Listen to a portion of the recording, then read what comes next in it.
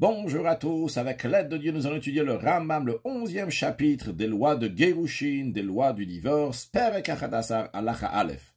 En Nosim Ktana, les sages ont prescrit de ne pas prendre en mariage une fille qui est mineure, c'est-à-dire, la Torah, elle permet à un homme, à un papa, de marier sa fille lorsqu'elle est mineure, comme la Torah dit, que l'homme dit, ma fille, j'ai donné à telle et telle personne. C'est uniquement le père qui peut marier sa fille qui est mineure. Malgré le fait que le père peut marier sa fille lorsqu'elle est mineure, mais il vaut mieux, les sages disent, attendre que la fille va grandir, elle va dire, moi je veux me marier avec telle, pas que le père va décider pour elle. Et c'est pas seulement le père ne doit pas la marier, mais c'est aussi que quelqu'un ne doit pas se marier avec elle. Quand on dit ne doit pas, c'est pas une interdiction d'ordre biblique. La Torah permet de se marier avec une mineure. Mais c'est un conseil des sages de ne pas le faire, c'est déconseillé de le faire. Maintenant, à savoir que si le père il est mort, alors il n'y a personne qui peut marier cette fille qui est mineure, parce que la Torah a donné la possibilité uniquement au père de marier sa fille mineure. Mais les sages ont institué que la mère de cette fille mineure, qui est orpheline maintenant, ou bien les frères, vont pouvoir la marier. Dans ces cas-là, ça va être un mariage qui est d'ordre rabbinique. Ce que le Rambam nous dit maintenant, va nos ktana yetom, à celui qui se marie avec une mineure qui est orpheline, babal, et plus tard, elle ne veut plus son mari. Dans ce cas-là, à raison de tout ce qu'elle doit faire, c'est uniquement refuser de rester avec lui en disant, par exemple, je ne veux plus de ce mari-là, et elle part, ce que le Rambam veut souligner en disant, elle part, c'est-à-dire même si le mari n'est pas d'accord, on n'a pas besoin de l'accord du mari, elle n'a pas besoin d'un acte de divorce. Contrairement au cas où, si c'est le père qui a marié sa fille, dans ces cas-là, c'est des mariages d'ordre biblique, et des mariages d'ordre biblique, même si elle est mineure, elle n'est pas intéressée de rester avec le mari, elle ne peut pas quitter comme ça le mari en faisant un refus. Il faut que ce soit le mari qui va lui donner un acte de divorce, elle pourra partir. Mais ici, ici, que c'est des kiddushin qui ont été faits donc par la mère ou par les frères, et ce ne sont pas des kiddushin, des consécrations, donc la première étape de mariage, de fiançailles, ne sont pas totalement, vu qu'ils ne sont pas d'ordre biblique, et Moshe Beyano, comme on a appris dans les lois de Ishut, c'est la raison pour laquelle que ça va suffire un mioun, juste un refus de la fille. Donc on va revoir plusieurs fois cette expression-là, mioun, mais ma'enet, qu'elle fait le mioun, qu'elle dit son refus. De même, il peut y avoir encore un autre cas dans lequel c'est la fille elle-même qui fait son mariage, donc non pas par le fait que le père est mort, mais par le fait que le père l'a déjà mariée et après elle s'est divorcée. Une fois qu'elle a reçu un divorce du mariage que le père lui a fait, eh bien, le père ne peut plus la remarier une autre fois. C'est elle qui prendra sa décision de se remarier. Donc, elle est considérée comme si qu'elle était orpheline, malgré le fait que le père est encore vivant. Il y a de même une petite que le père l'a mariée. Venitalmena, elle est devenue veuve, son mari est mort. Onid Gasha, ou bien elle était divorcée Ksheitana, alors qu'elle est encore mineure. Arehi, qui est Thomas Bechayav? Elle a la loi comme une orpheline, bien que le père il est encore vivant. En d'autres mots, son mariage qu'elle va faire maintenant, après qu'elle est devenue veuve en étant mineure, ou bien qu'elle a été divorcée en étant mineure, ça sera un mariage d'ordre rabbinique et non pas d'ordre biblique. Donc si cette fille-là, elle s'est mariée lorsqu'elle était mineure, alors que son père est encore en vie, mais vu que c'est son mariage à elle et non pas le père qui a fait ce mariage, à raison, mais ma'enet, elle peut faire le mioun, elle peut faire ce refus, et donc elle n'aura pas à faire un get de son mari pour divorcer, mais juste un mioun, elle va refuser, elle-même elle décide, et par cela, donc elle quitte son deuxième mari. Halacha bet, hachereshet, la sourd-muette, bien que son mariage aussi, et d'ordre rabbinique, donc Nisoué Ktana, ça ressemble au mariage de la mineure. Alors on aurait pu penser qu'elle aussi, elle peut faire le mioun, le refus. Le Rambam nous dit non, le tik nous l'achète les sages n'ont pas institué pour la sourd-muette qu'elle va faire un refus et comme ça quitter son mari. Pourquoi? Pour pas que les gens vont s'empêcher de la marier. Ils vont dire quoi? Elle peut me quitter comme ça du moment à un autre, alors ça, je ne veux pas me marier avec elle. C'est d'ailleurs la raison aussi pour laquelle qu'on n'a pas institué de Ktuva, donc de l'argent qu'il faut donner lors de divorce pour la sourd-muette, donc les sages, ils ont institué pour elle, pour la facilité que les gens vont vouloir se marier avec elle. Mais pour la Ktana, pour la mineure, c'est vrai que maintenant, elle peut partir avec un miyun, avec un refus. Mais après, une fois qu'elle va grandir, et ils vont avoir des rapports, ils vont avoir un mariage, donc comme la Torah le dit, eh bien à ce moment-là, elle sera mariée à 100%. Donc les sages, ils ont dit que elle, jusqu'à l'âge qu'elle devient nar, elle devient une jeune fille, elle pourra faire miyun, le refus. Halacha gimel, mema'enet yaktana ben mina erusin ben mina nisuin. Comme on a déjà appris plusieurs fois, il y a les deux étapes de mariage, le Erusin qui est la première étape, ou comme on a vu juste avant ici, donc on a parlé de Kiddushin, j'ai traduit donc par fiançailles actuellement et aussi bien dans le passé, donc qui veut dire dans des mots simples, plus halachique, donc la première étape du mariage, et après il y a la deuxième étape qui s'appelle le Nisuin, donc le mariage lui-même, le deuxième étape du mariage. Alors, que ça soit que Rouven, il a fait avec Rachel la mineure la première étape du mariage, le Kiddushin ou Erusin, on appelle ça Kiddushin ou Erusin, ou bien qu'il a fait la deuxième étape de mariage de Nisuin, eh bien elle peut faire le miyun à n'importe quel moment. Ce miyun, ce refus-là peut être fait ben bifne bala, qu'elle fait devant son mari, elle dit je veux pas de lui, ben shelo befanav, ou que ce soit pas devant le mari. Encore une chose, ou que Shem Shememain et Babal, de la même manière qu'elle peut refuser donc son mari, Rouven, avec qui elle était. De la même manière aussi, si Rouven, il est mort, il n'a pas eu d'enfant, et donc maintenant c'est Shimon qui va se marier avec cette petite fille qui est Rachel, eh bien, ce Shimon est appelé Yabam, et elle, Rachel, est appelée la Yebama, et ensemble, donc ils vont faire le Yiboum, ils vont faire son mariage. On nous dit que Kachmanet be Yabam, elle peut dire, je veux pas de Shimon, le frère de Rouven, le défunt, je veux pas être avec lui, juste comme ça, avec un refus, et par cela, donc, elle le quitte. Ou Memanet be Baalze, elle peut faire miyun maintenant avec le mari qu'elle a actuellement, Rouven. Venisset l'achir, après elle se marie avec un deuxième Shimon. Ou Memanet Bachen, et faire miyun, refuser aussi chez le deuxième, chez Shimon. Vechem Bashtish, de même elle peut se marier avec Lévi, et après faire un refus aussi avec Lévi. À filou kamam permis, même plusieurs fois, elle peut se marier et faire encore une fois le miyun. Kolzman Tana, tant qu'elle est mineure, yesh la lemen, la possibilité de faire ce miyun, le refus. Pour Ktana Shalom Meyana, une mineure qui n'a pas fait de refus de son mari, même si elle est mariée. Et donc elle était mariée avant qu'elle est devenue Nara, jeune fille. Donc elle est mariée parce qu'elle n'a pas fait de miyun. Donc elle était mariée avec Rouven et elle est partie prendre le Kiddushin de chez Shimon. Kiddushea hen hen meunea. Le fait qu'elle a pris le Kiddushin de Shimon, c'est une preuve qu'elle fait miyun, qu'elle refuse de rester avec Rouven. Elle n'a pas besoin de dire je refuse d'être avec Rouven, parce que le fait qu'elle a pris le Kiddushin de Shimon, c'est une preuve qu'elle refuse d'être avec Rouven. Halacha dalet, vad mataya bat ma'enet. Jusqu'à quel âge la fille peut faire ce refus? Kol zman tana, tant qu'elle est mineure. C'est quoi l'âge d'être mineure? C'est quand tant qu'elle a pas encore 12 ans, ou même dans un cas où elle a 12 ans, mais elle n'a pas encore deux poils pubiens, elle est considérée une ktana, jusqu'à qu'elle va être jeune fille. Jeune fille, donc c'est à partir de l'âge de 12 ans, si elle a deux poils pubiens. Même dans un cas où elle n'a pas eu les deux poils pubiens, mais il s'avère que c'est une femme qui est aïlonite. On a déjà vu plusieurs fois dans le livre de Nashim qu'une aïlonite, c'est une femme que naturellement, elle ne peut pas avoir d'enfant. Alors à ce moment-là, quand on a des preuves qu'elle est en effet aïlonite, elle est considérée comme une adulte. Et à partir de ce moment-là, elle ne peut pas faire miyun. Bamed, Varima, Mourim, dans quel cas ça s'applique même après qu'elle a eu 12 ans, si on n'a pas examiné, on n'a pas vu qu'elle a deux poils pubiens. On dit elle peut toujours faire miyun, elle peut refuser, elle est considérée encore une ktana. C'est uniquement si le mari Rouven n'a pas eu de rapport avec sa femme Rachel une fois qu'elle a eu 12 ans. Mais si elle a déjà eu 12 ans et Rouven a eu un rapport avec elle, oh, il va Beila Kona.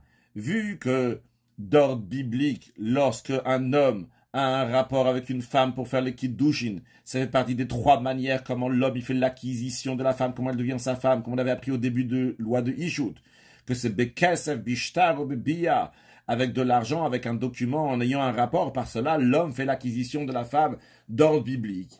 Alors ici, une fois que elle a eu 12 ans, et Rouven a eu un rapport avec elle, ça y est, Rachel maintenant ne peut plus faire mioun.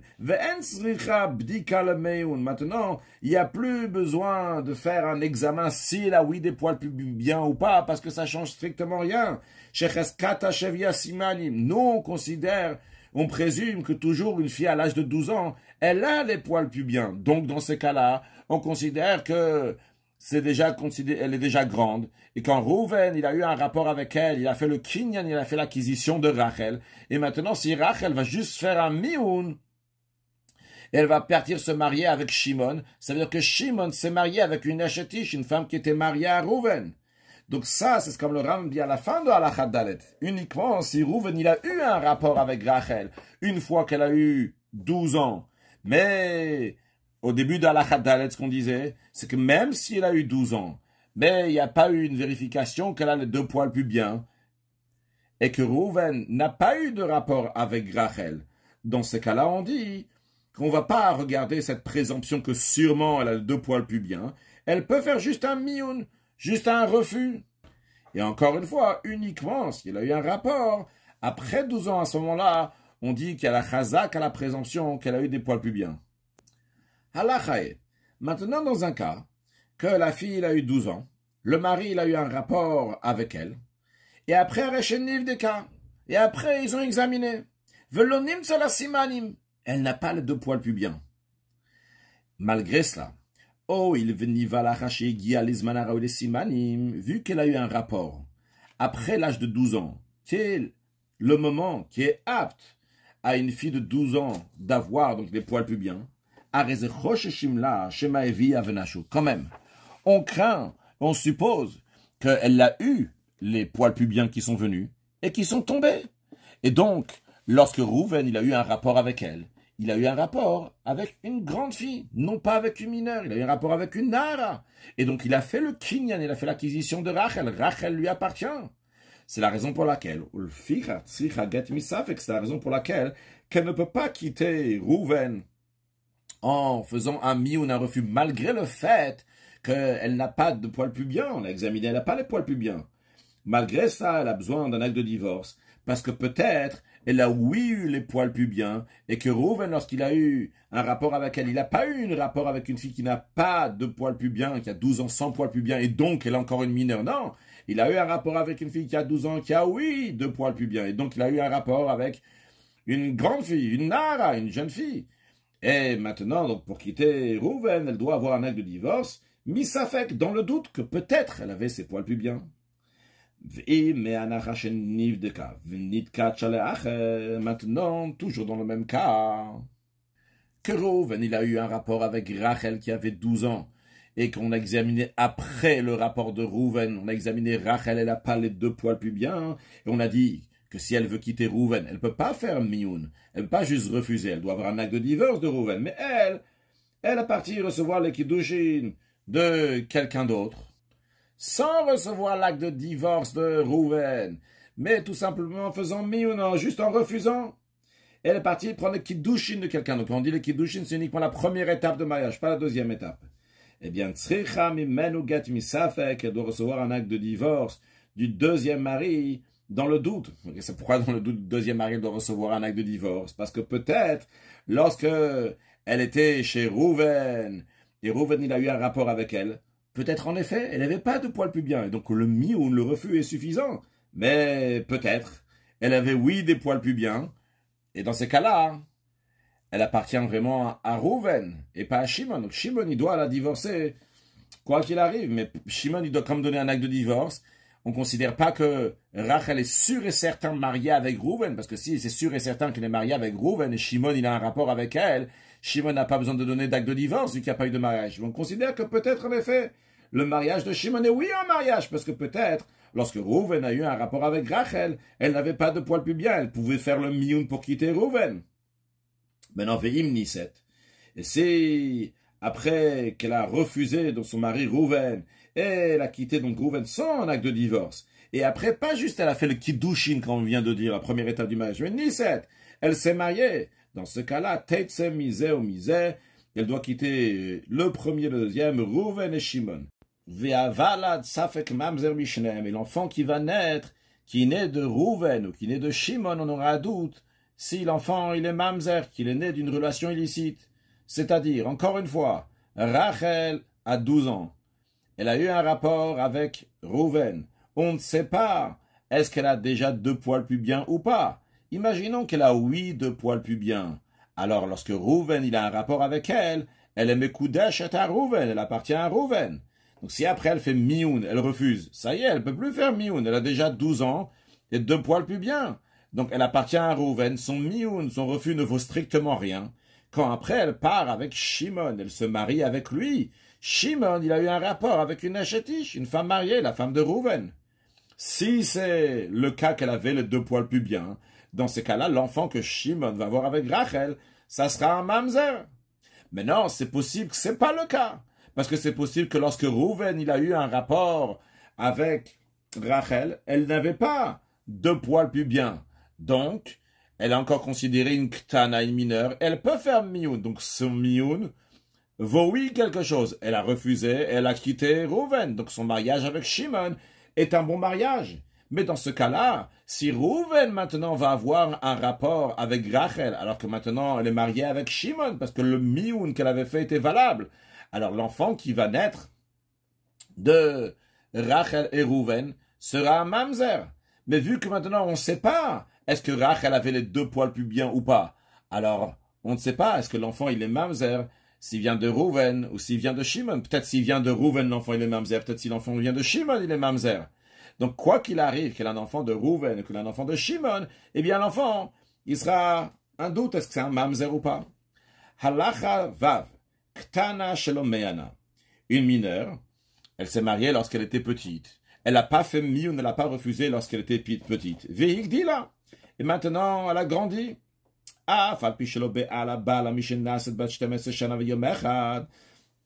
Même si le mari n'a pas eu de rapport avec elle après l'âge de 12 ans, malgré cela, elle ne peut pas faire mieux, ne pas refuser partir, bien que son mari n'a pas fait l'acquisition d'ordre biblique en ayant un rapport avec elle. Parce que les sages, ils ont institué le mioun, le refus uniquement pour une ktana, pour une mineure, et elle, Shareigdila, elle a grandi. Elle peut plus faire le mioun, ne peut plus faire le refus. Alors comment elle peut quitter son mari?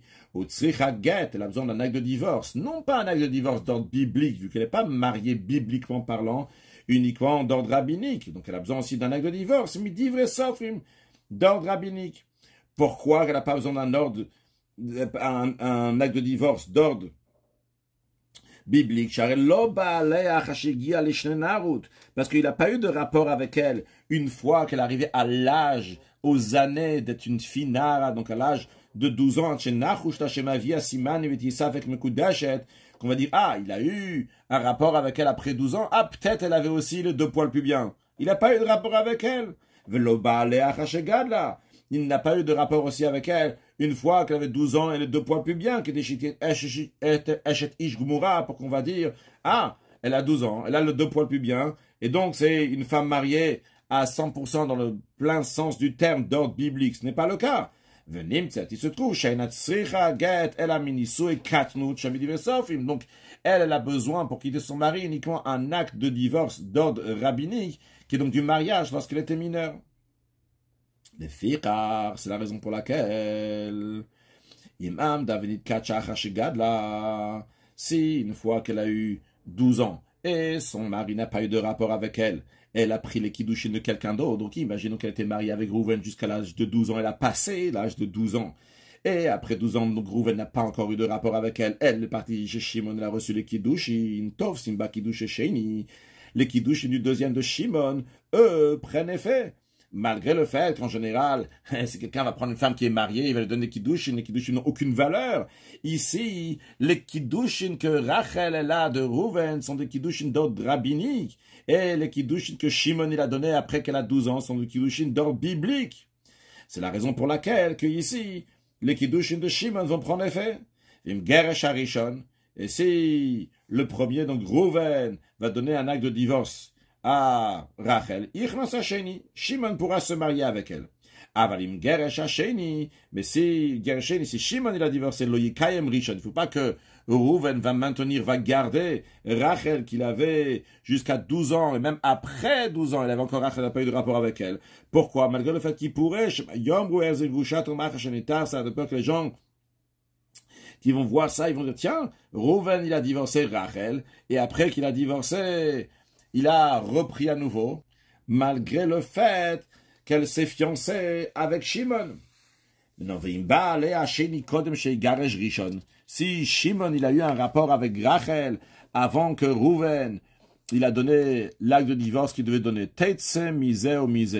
il faut que Rachel va divorcer, va quitter, elle ne pourra plus jamais se marier ni avec Rouven ni avec Shimon. Pourquoi? Ça ressemble au cas d'une femme, Rachel, que son mari, Rouven, il est parti au lointain. Elle a entendu des témoins qui ont dit que son mari, il est mort. Elle s'est mariée basée sur ce témoignage-là.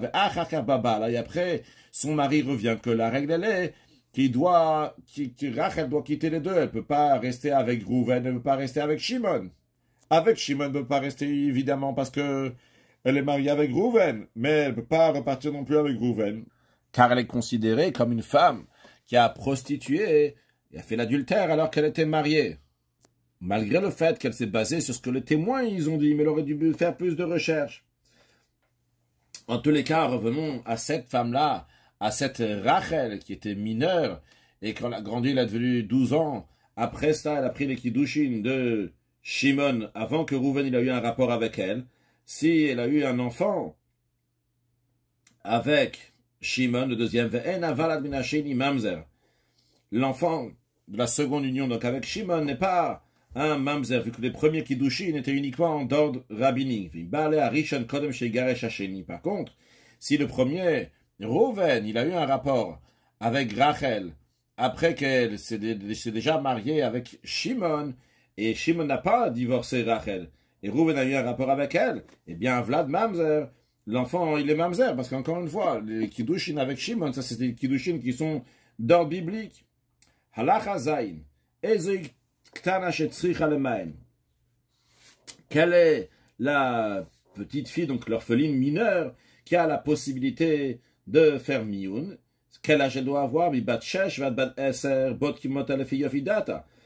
l'âge de 6 ans jusqu'à l'âge de 10 ans, on examine sa maturité intellectuelle. Si elle se gardait de l'objet qui lui a été donné pour le kiddushin, elle comprend la valeur, sachant que ça a été donné, elle les a reçus pour ce kiddushin.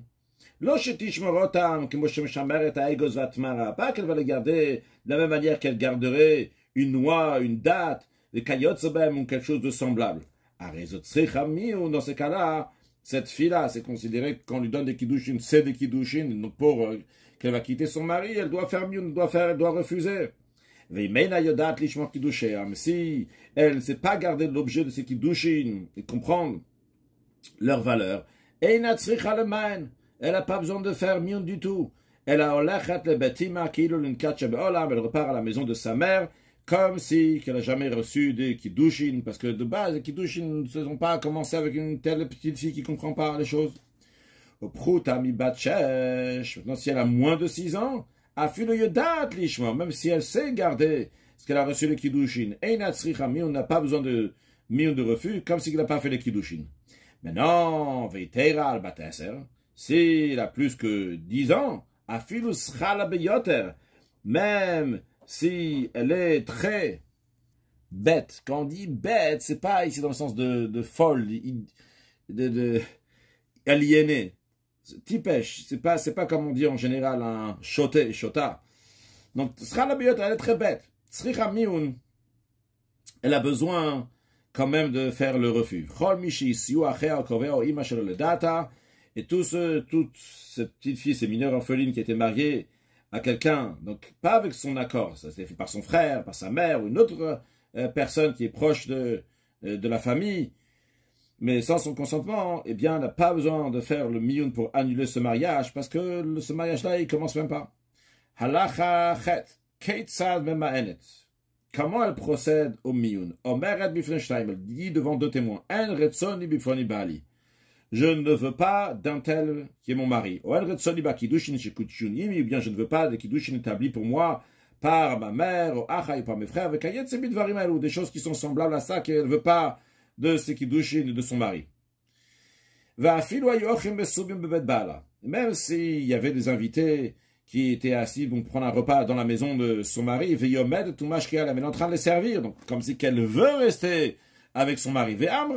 Et pendant que l'autre les servir, elle dit, je ne veux pas de telles personnes qui m'ont marié à Rezemeo, eh bien, c'est considéré un refus. Les deux personnes, deux témoins devant lesquels la mineure a exprimé son refus, Kodvimla, ils écrivent pour elle. Beyom ploni tel jour, mais Anna ploni bat pon mefanenu a refusé telle fille de telle devant nous. Par exemple, Rachel bat Yaakov, bifloni bala, elle a dit qu'elle n'est pas intéressée de son mari Rouven. Vechotmim venotimla, ils signent les deux témoins, ils écrivent leur nom et ils lui donnent ce document. Vezeo gufo shel get meun, et ce qu'on vient de dire, donc c'est la partie principale de l'acte du miyun. Meun, get meun, eno keget agirushin shintinata megareshet, et cet acte de refus n'est pas comme l'acte de divorce, que quand le mari donne à la femme l'acte de divorce, c'est là qu'elle est divorcée. De même, il n'y a pas besoin que ça soit écrit spécialement pour elle, pour cette Rachel qui est en train de faire le refus. S'il y avait déjà un papier dans lequel il y avait déjà écrit que Rachel refuse Rouven, et il lui donne juste en signant dessus, eh bien c'est bon. Le Messira, il n'y a pas besoin que le mari va le transmettre à la femme dans l'acte de divorce. Il faut que l'homme va le donner à la femme. Il n'y a pas besoin d'aucune donc des règles qu'il y a dans l'acte de divorce. À get, on n'écrive pas non plus là-bas les modalités qu'il y a dans le get chez Mayerek et get Girushim, parce que peut-être ça va avoir l'air comme un get standard, le fichier Inol Kemasebed, et en vérité c'est pas le cas, parce que ça qu'ils sont en train d'écrire dessus, c'est uniquement comme une simple attestation du tribunal. Le tribunal, ils attestent que telle et telle personne doit de l'argent à telle et telle personne. Mais il n'y a pas ici donc un acte du tribunal qui fait le miyun. Il y a ici un acte du tribunal qui atteste que telle et telle chose, en effet, est bien arrivée. Donc ici, les deux témoins, ils témoignent qu'ils ont vu quelque chose. Qu'est-ce qu'ils ont vu? Ils ont vu que tel et tel a fait miyun avec tel et tel. Les deux personnes devant qui la femme, la fille, va faire miyun. Il faut qu'ils vont connaître elle, Rachel, et son mari Rouven, duquel elle a refusé. Les filles, c'est la raison pour laquelle, vu que c'est sûr et certain que les témoins devant qui elle fait le miyun, ils connaissent aussi bien Rachel et Rouven, ils savent que c'est un bon miyun. Tout celui qui l'a vu lorsqu'elle a fait miyun, elle a entendu donc le refus. C'est-à-dire, imaginons que Rachel a refusé Rouven devant Shimon et Lévi. Et il y avait Yehuda et Issachar qui ont vu que Rachel a refusé Rouven devant Shimon et Lévi. Eh bien, eux, Yehuda et Issachar, ils peuvent écrire à Rachel cet acte, ce document de refus, bien que eux, ils ne connaissent pas que Rachel, c'est la femme de Rouven. Le Rama maintenant nous dit quel est le texte qu'on écrit dans l'acte de Meun. Il dit l'usage, c'est d'écrire dans le peuple juif, l'usage c'est d'écrire l'acte de Meun dans le terme ci-dessous. Allah Yudalef, Bekar be Shabbat, tel et tel jour de la semaine, par exemple dimanche. Kar ve Kach Yom le Chodesh Ploni, tel et tel jour de tel mois, par exemple Rosh Chodesh Kislev, Shnat Kar ve Kach le Minyan Ploni.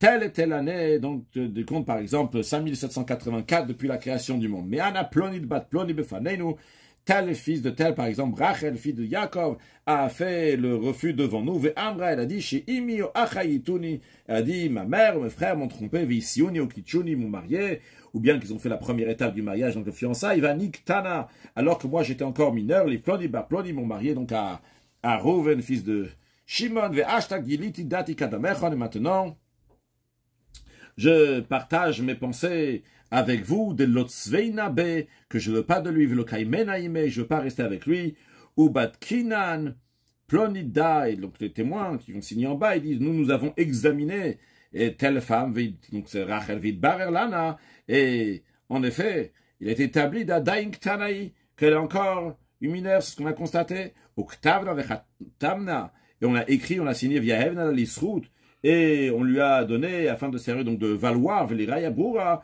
et donc une preuve claire que, en effet, elle a plus de rapport, elle est plus liée avec Rouven. Halacha Yudbet. Hamegarash et Tishto v'nitkat shel Acher. Rouven était marié avec Rachel. Il a divorcé Rachel et il a reçu le kiddushin maintenant de Shimon. Même si Shimon n'a pas eu de rapport avec elle, elle est sans mekudash et à Shimon. Nesra la rishon. Elle est interdite maintenant de revenir vivre avec le premier, avec Rouven. Veimerzira rishon be'ala. Si le premier, donc Rouven, il a repris Rachel, il a eu un rapport avec elle. Loke, il reçoit 39 coups de bastonnade pour avoir transgressé ce que la Torah lui a dit. On va voir le verset dans un instant. Avec Kofinotolot, si le tribunal l'oblige à divorcer, de donner un acte de divorce à Rachel. Shenama, parce que la Torah elle dit que lorsque la femme va quitter son mari, elle va se marier avec quelqu'un d'autre. Le Yuchal Bala Rishon, son premier mari, donc Rouven ne pourra pas revenir avec Rachel.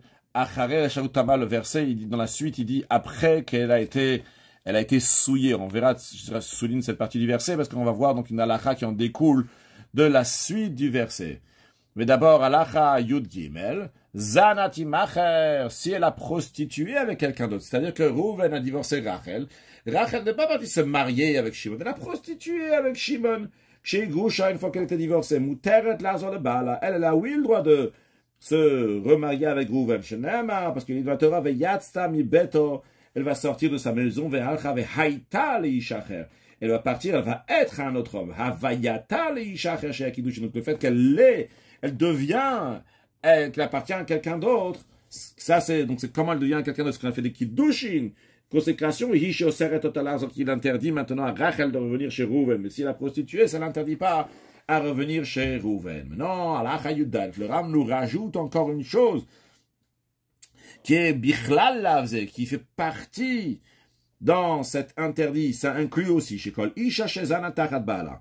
Ça inclut encore une autre chose, que toute femme qui a fait l'adultère lorsqu'elle était mariée, Nesral Bala, elle devient interdite à son mari, Veloke Alea, et si le mari va oui avoir un rapport avec elle, il va recevoir 39 coups de bastonnade. Chez Nemar, parce que la Torah, elle dit dans le verset qu'on a mentionné avant dans l'Acha Yud Bet, j'ai mentionné aussi la fin du verset, que la femme ne pourra pas revenir à son mari, après qu'elle a été souillée. Alors, il y a ici l'expression, dans le sens large du terme, on appelle qu'elle a été souillée, c'est-à-dire qu'elle est partie avec Shimon, elle a fait des kiddushin, elle s'est mariée avec lui. Mais il y a ici aussi un autre sens. Une fois qu'elle a été souillée, c'est-à-dire que si Rouven, il est marié avec elle, elle n'a pas divorcé, et elle est partie, elle a été souillée, eh bien, Varenit, mais elle a été souillée, il n'a pas le droit d'être avec elle.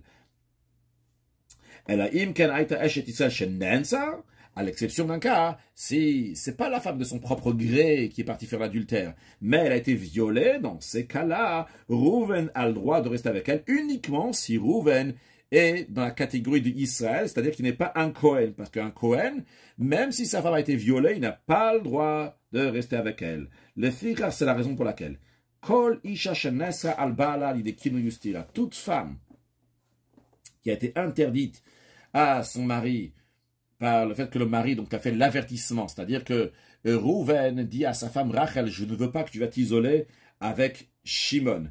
Et après, elle s'est isolée. Donc le kinouï, c'est l'avertissement. Stira, c'est l'isoler, c'est isolé avec Shimon. Donc si c'est le cas, alors cette femme-là doit aller au Beth Amikdash, au temple. Là-bas, elle va boire les eaux, qu'on appelle les eaux de la Sota, on apprendra plus tard, donc les lois de la Sota. Elle doit boire ces eaux-là, et après, elle pourra revenir à son mari si les eaux vont clarifier qu'elle n'a pas fauté. Mais en attendant, elle est interdite à son mari, et c'est la raison pour laquelle si le mari va avoir un rapport avec elle avant qu'elle ait été examinée par les eaux de la Sota dans le temps, Makin Otomakat Mardut, il va recevoir des coups, donc ça c'est pas ces 39 coups de bastonnade d'ordre biblique, ça c'est dans des coups d'ordre rabbinique. Alors ici, il ne recevra pas des coups d'ordre biblique, seulement de rabbinique, parce qu'on n'est pas sûr si la femme elle a été souillée ou pas. Elle s'est isolée, mais on ne sait pas ce qui s'est passé là-bas. Veima va vers Zira Achachegersha. S'il a transgressé et il a repris en femme après qu'il a divorcé parce qu'elle avait prostitué, Yotzi Beget, il doit la divorcer avec un acte de divorce. Alachat Edvav. Cheresh Shegeresh Birmiza. Un sourd muet. À savoir qu'un sourd muet, son mariage, c'est uniquement un mariage d'ordre rabbinique, non pas d'ordre biblique.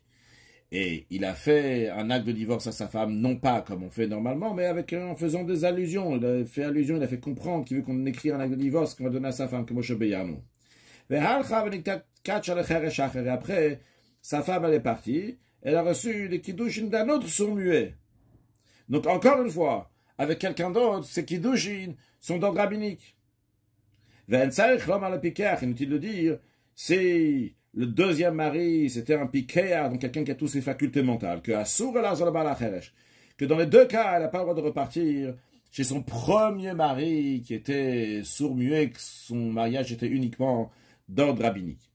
Aval ishtoshel piquéa shenitgasha, mais la femme de quelqu'un qui a toutes ses facultés, qui s'est divorcée de lui, elle est partie se marier avec un sourd-muet, se marierait seulement d'ordre rabbinique, venitgasha.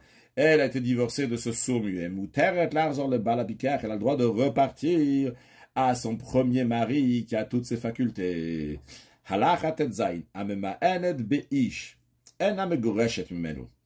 La fille qui fait le mioun, le refus, par exemple, de Rouven, elle n'est pas considérée comme une femme divorcée de Rouven. Donc, Vedina Imbala, donc, sa loi, par rapport à son mari chez Menabo qu'elle a refusé, Kedina Michel Kitcha. C'est comme quelqu'un qu'il n'a jamais eu de rapport, il n'a pas fait de kiddushin avec elle, mais on l'a jamais.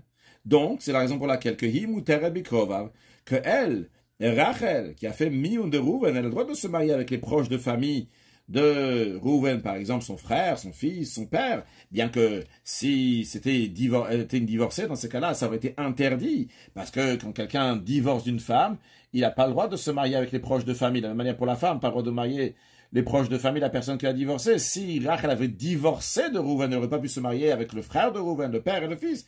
Là, elle a le droit. Vos mutabikoroter, donc de la même manière aussi, Rouven a le droit donc, de se marier avec les proches de famille de Rachel. De même, velopsalamina keuna.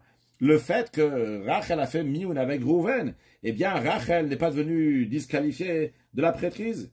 Et si Rachel s'est mariée avec quelqu'un d'autre, et l'autre a divorcé au Met, où il est mort au Meanabo, ou bien que l'autre il a fait mioun, elle est encore mineure, on a le droit de repartir avec le premier, avec Rouven. On ne considère pas qu'il est quelqu'un qui reprend sa femme qui a divorcé, parce qu'il n'y a pas de divorce ici, il y avait seulement un mioun. Ram nous dit au début de l'halakha que le mioun, c'est pas comme le divorce. Velo, pas seulement ça, alors on va encore plus loin. Hein. Et la filou gersharish, même si le premier, il a donné un acte de divorce. Imaginons que le premier, c'était le père qui était en vie, c'était le premier mariage qu'il faisait à sa fille qui était mineure. Donc c'est le père qui l'a marié. Donc pour que Rouven va quitter Rachel, il y a besoin d'un acte de divorce. Et ce qui a été fait. Puis Vechazira, Rouven s'est remarié avec elle après qu'il a divorcé. Ou Meanabo, Rachel a refusé Rouven. Venissot le Acher. Elle s'est mariée, Rachel à quelqu'un d'autre. Achash Meanabo, après qu'elle a refusé Rouven. Vegersha Acher, et l'autre l'a divorcé. Muteret Larzol Arishon. Elle a le droit de repartir avec le premier, malgré que le premier, il a fait un divorce et un mioun, eh bien, elle peut toujours repartir avec le premier, avec Rouven. Parce que tout ce qui est sorti à la fin, la dernière chose qu'il y avait, c'était le mioun, donc c'est le cas ici, parce que Rouven et Rachel, d'abord il y a eu un get, après il y a eu mioun, mais la fin, la dernière chose qu'il y avait, maintenant c'était mioun. Tout celle qui sort avec un mioun, damo get. Même si avant ça y avait un acte de divorce. C'est comme s'il n'a jamais été divorcé de lui par un acte de divorce. Elle a le droit de repartir à lui, donc elle a le droit de repartir à Rouven.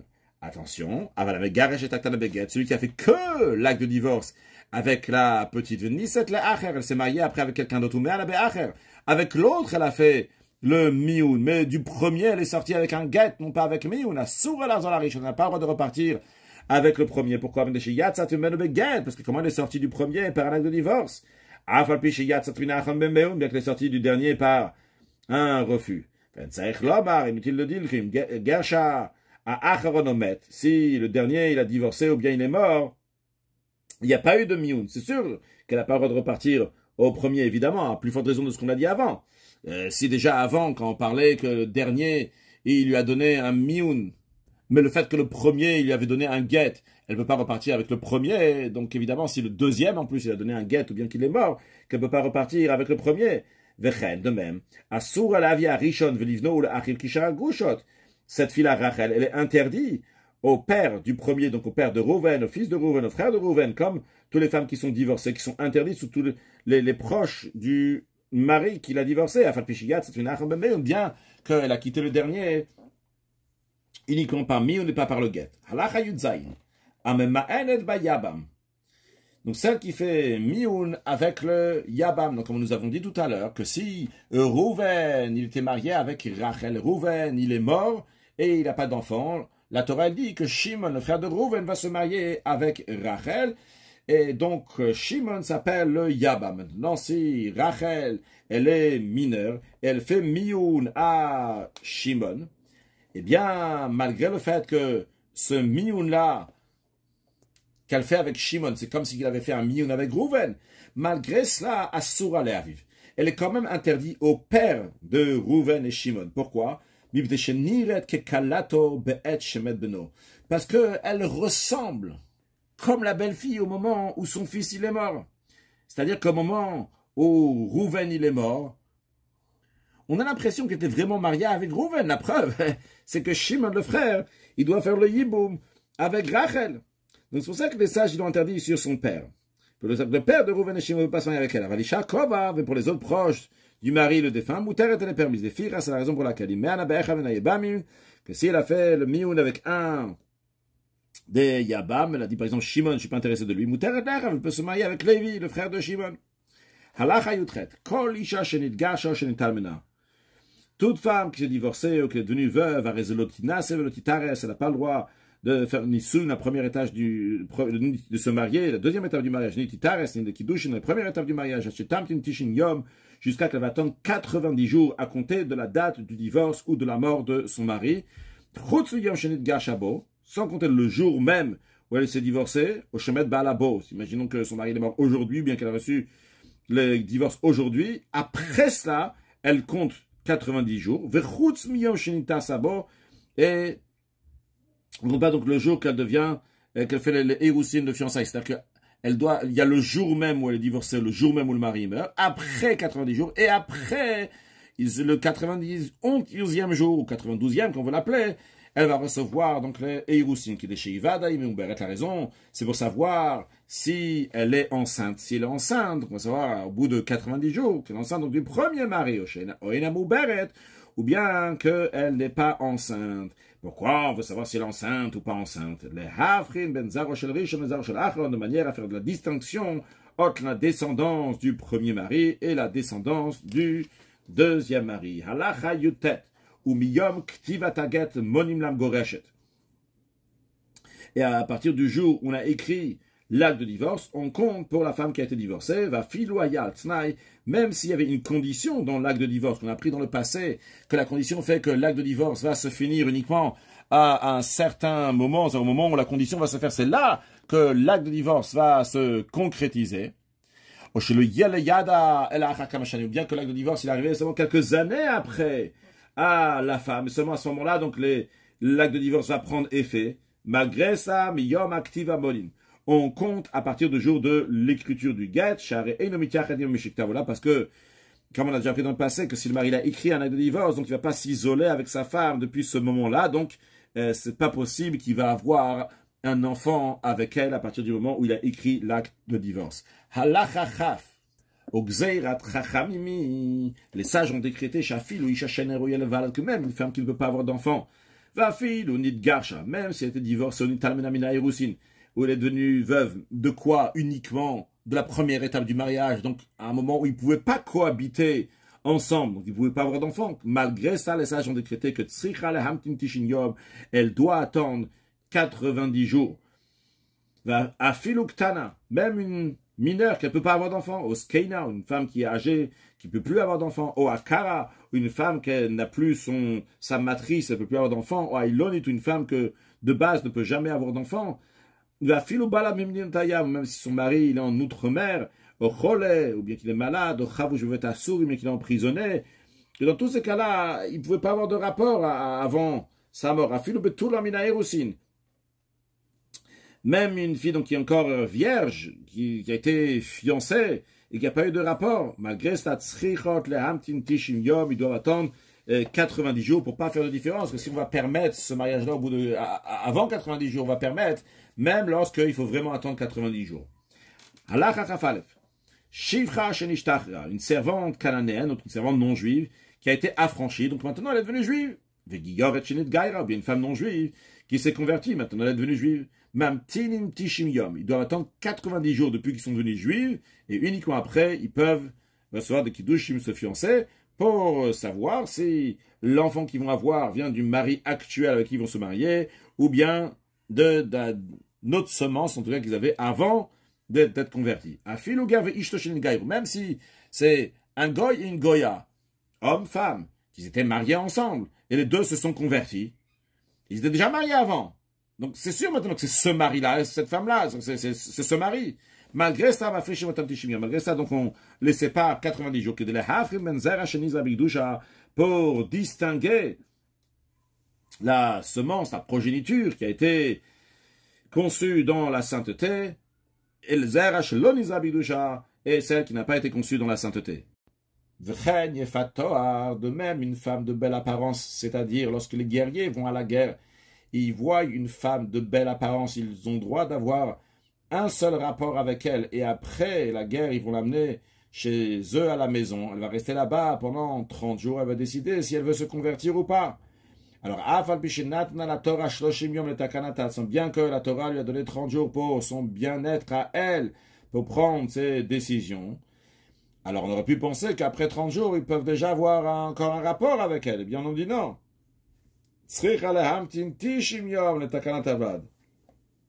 Il faut attendre aussi 90 jours pour le bien-être de l'enfant. Quand on dit qu'il faut attendre 90 jours, le Ram nous dit que les 30 jours qui sont pour son bien-être, eh bien, Mikral, ils font partie des 90. Ça veut dire que il n'y a pas besoin d'attendre 30 jours plus 90.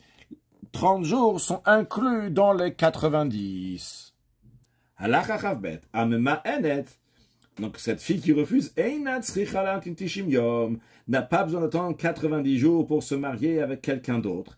Mais elle peut tout de suite se marier avec quelqu'un d'autre parce qu'elle ne peut pas avoir d'enfant. Ah, les sages, ils ont décrété que même une femme qui ne peut pas avoir d'enfant doit attendre 90 jours. Le gazo et la bigroucha, les sages ont décrété seulement dans une femme qui a divorcé. Mais celle qui fait mieux n'est pas comme celle qui est divorcée. De même une femme qui a prostitué, et pas juste qui a prostitué, qui a l'habitude de prostituer, de faire l'adultère. Et elle n'a pas besoin d'attendre 90 jours depuis le moment qu'elle a prostitué.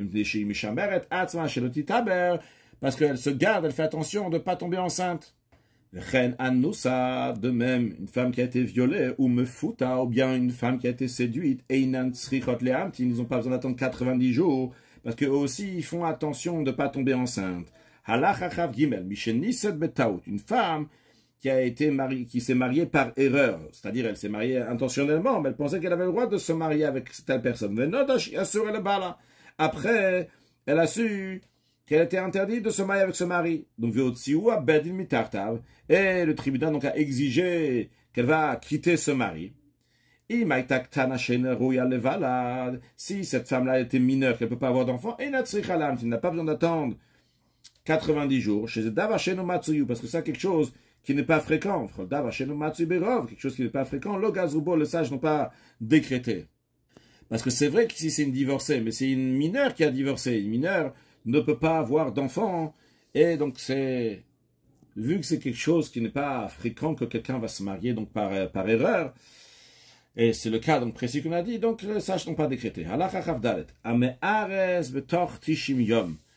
Celui qui, malgré l'interdiction, il a oui donné le kiddush à une femme dans les 90 jours après qu'elle a été divorcée ou qu'elle est devenue veuve. Mais nadin oto, les sages vont l'excommunier Eres ou Barach. Maintenant, si il a donné les Kiddushin dans les 90 jours, Barach, et il s'est sauvé ailleurs, En Menadinoto, on ne va pas l'excommunier.